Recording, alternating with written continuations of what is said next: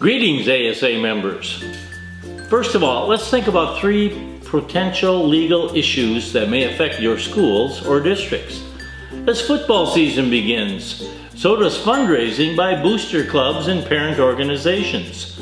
Jim Walsh, noted Texas education lawyer, published an article this summer in AASA School Administrator on 5 ways to avoid missteps with booster clubs.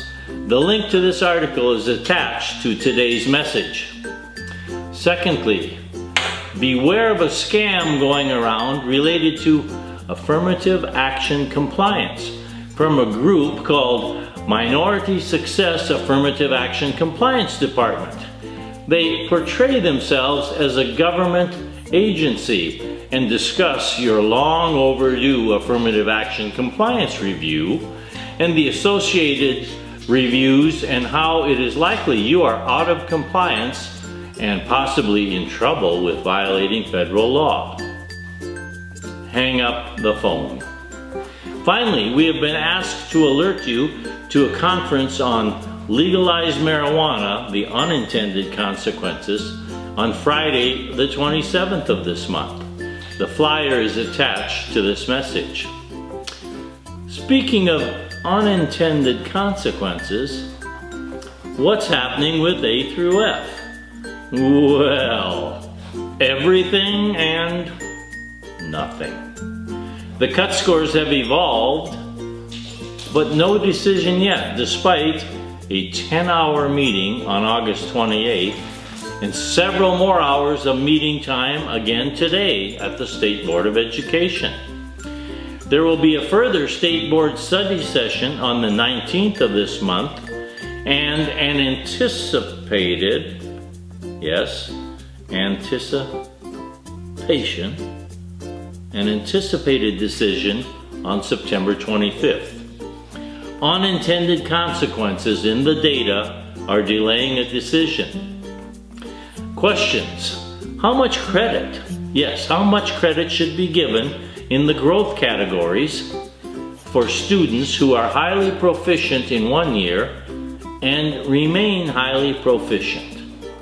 What about students who are proficient and remain proficient?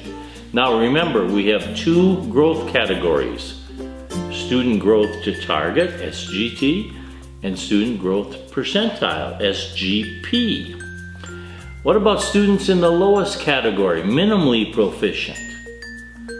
How much credit should they get if they've grown but remain in the minimally proficient category? Should they get any credit? What about high schools with a graduation rate in the mid-90s, a 93 or 94% graduation rate?